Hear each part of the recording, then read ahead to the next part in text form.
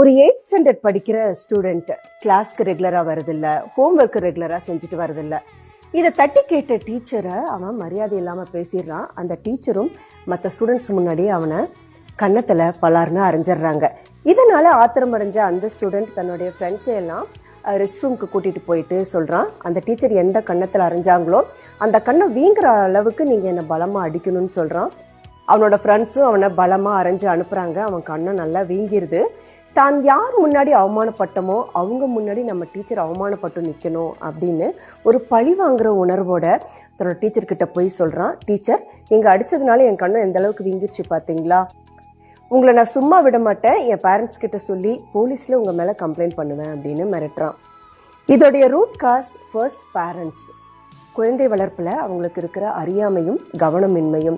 இரண்டாவதாக அந்த ஸ்டூடெண்ட்டோடைய இர்ரெஸ்பான்சிபிலிட்டி, இர்ரெகுலாரிட்டி. அதுக்கப்புறம் தன்னை அவமானப்படுத்துகிறவங்கள திட்டமிட்டு பழி வாங்கணும் அப்படின்னு நினைக்கிற அந்த உணர்வு. மூணாவதாக அந்த டீச்சர் அந்த ஸ்டூடெண்ட்டை ரொம்ப கேர்ஃபுல்லாக ஹேண்டில் பண்ணியிருக்கணும், மற்றவங்க முன்னாடி அவனை அரைஞ்சிருக்கக்கூடாது. இப்போது இந்த சம்பவத்தில் இவங்க 3 பேருக்குமே ப்ராப்பர் கவுன்சிலிங் கொடுத்தா இந்த மாதிரி சம்பவங்கள் திரும்ப நடக்காமல் பார்த்துக்கலாம்.